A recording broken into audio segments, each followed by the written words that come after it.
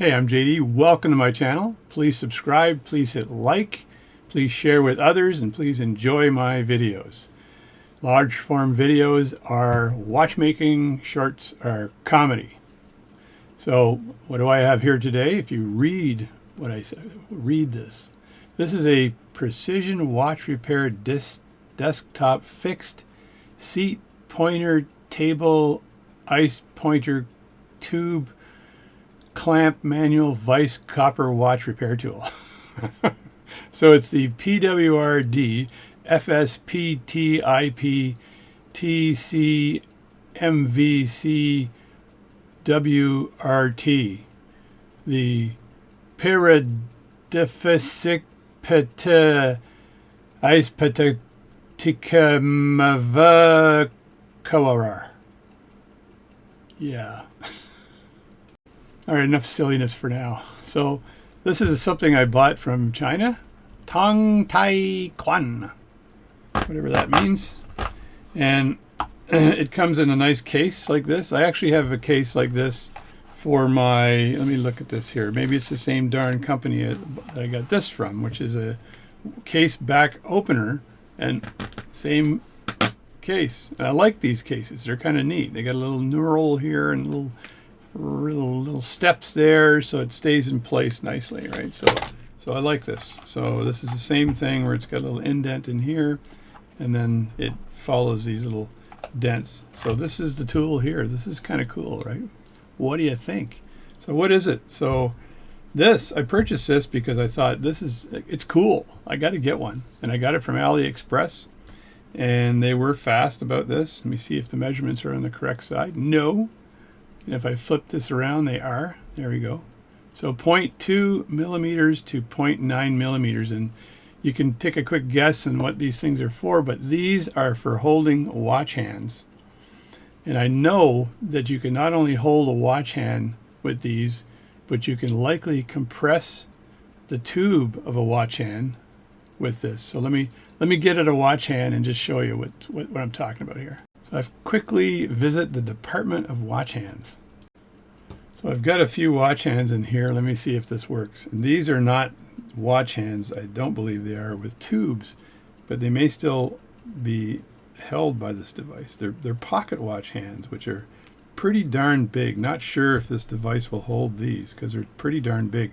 I think that these measurements are used for sweep second hands or lower dial second hands. But let me look at this one here. So this is a big pocket watch hand. Now on the other side of this, opposite to this steel here, is this here. Now this might be used to hold this hand, possibly. So if I turn this here, it compresses this here for a sweep second. We'll put some in there after. But if I turn it the opposite way, it scrunchies this side. And I'm thinking that this hand might fit right in here. Let me just put that down for a second, like that. And if I just back that off a bit, is it going to squeeze that? Perhaps. So what I can ascertain is that this will grip this hand, but I don't think I'm comfortable compressing this with this tool. I don't think I'm comfortable doing that or gripping it too solidly with this tool, because it let's turn it a bit more. Oh, there we go. So now I've got it gripped. So if I touch this now with my tweezers, it's not going anywhere. So this might be useful for that. Now this is for dealing with the hand themselves, not for compressing this, because you can't compress this hour hand on this with this device. I don't think you can. So you guys can send me comments on these three things, what they're for. And of course, this is way too big a hand to be compressing anything over here. So I think it's really the pipe kind of hand, which is a seconds hand, that you would do this with, not these hands. So here again, I've got a container full of these second hands. So I just dump these out here. And let's pick one of them here. There we go, and we'll put this on the tool, and let's get back.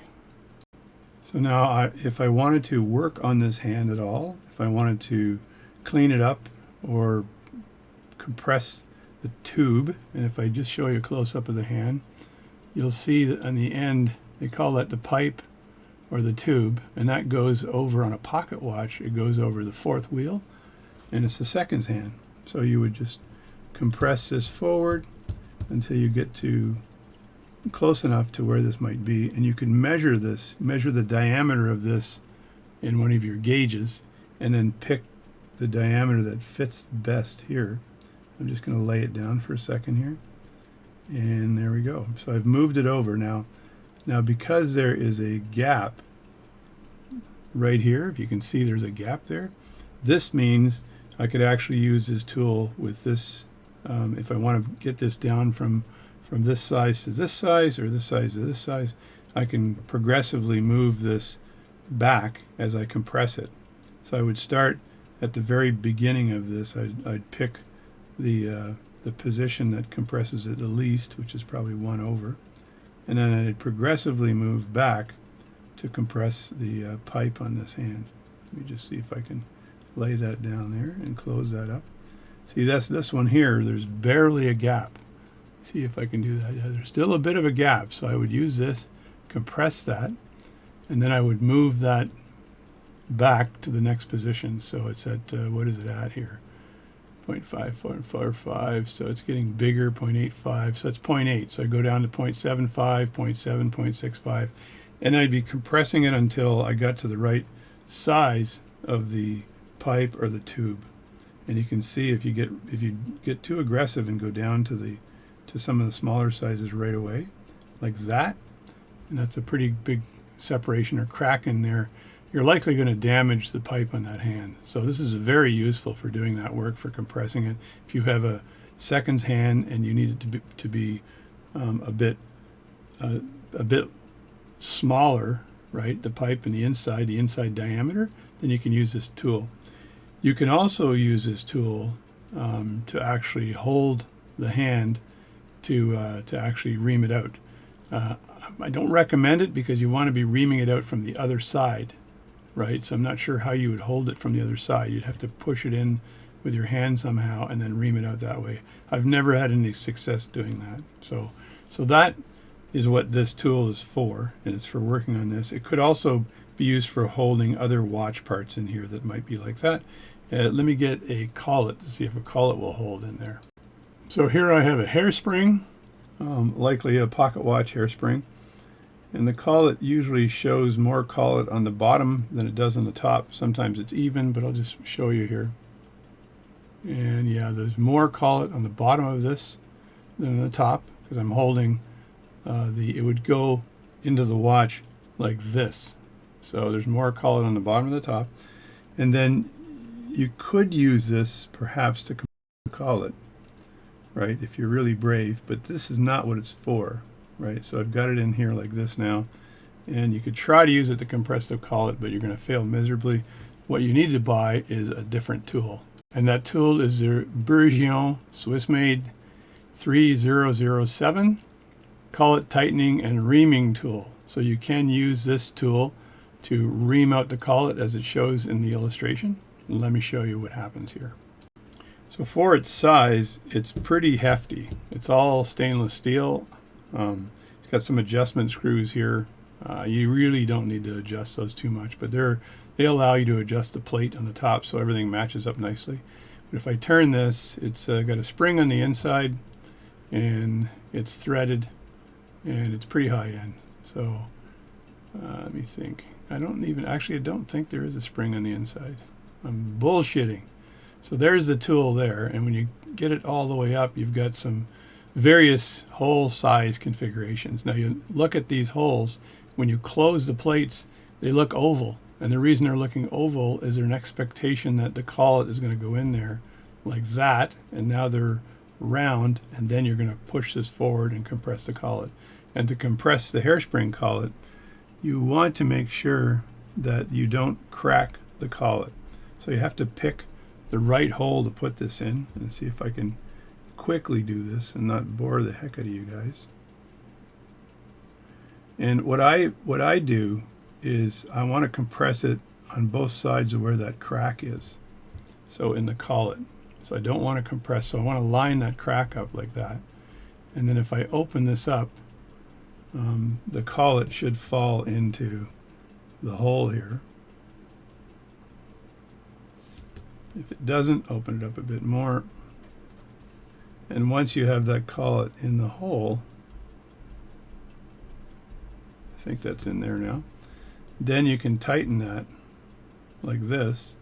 Just make sure that's in the hole. Yeah, I think it is. Then I don't want to ruin this collet and ruin this hairspring, but then you can tighten this, and that'll in a very controlled manner, compress that collet. Now, if you compress the collet too much, then the back of this collet will crack. I know that for a fact. So you don't want to compress it too much. You want to compress it just a little bit and then try it out on the balance staff. You usually have to do this if you are cutting a balance staff and you cut it a bit too much on the upper part of the balance staff and you took away too much material, and you just need to compress that collet a tad. That's a scientific measurement in millimeters. A tad. So what's a tad? Probably 0.01 of a millimeter. So you use this tool to do that, which is the 0007 Miss Montypenny, licensed to kill Spanish onions. Or you can't use this, or you use this tool, which looks a lot alike. I'm sure people have bought the two of them and said, well, I can compress a collet with this one too. No, it's for hands. This other side might be for big collets, for platform balances, for clocks or something, but definitely not to be applied for a collet on the hairspring. So you need to get the Bergeon 3770 to appropriately compress that collet. These things are like $300. They're not cheap. That's not US, so they're probably like $1.50 US because it's an incredible exchange rate between US and Canada, I think. So there you go. There are the tools. There's the one I just purchased from China, from AliExpress. You can probably do an image shot and do a Google image search to find this tool. If you can't, I'm going to give you a quick picture of the barcode. So now, holding this barcode, you can take a photograph of the barcode and it'll bring you right to this particular product. I don't think there's any other barcode information. Let me hold that again for you. And I don't recall what I paid for it. It wasn't a lot, but it was enough. But it wasn't a lot. It's probably $50, I think. And it's a good tool. So I'm really looking forward to using this tool in the future. And of course, watchmaking is all about finding reasons to buy more tools. So thank you very much for watching my video, and please stay tuned for my next watchmaking adventure. I'm JD, and if you want me to work on your watch, then it's got to be like a family heirloom or something. I'm not going to fix watches you buy off eBay and send to me. I don't need to do this. I do this for fun, and it's just a hobby. So thank you very much, and keep watching my videos, please, and subscribe and hit like, and plenty of comments needed.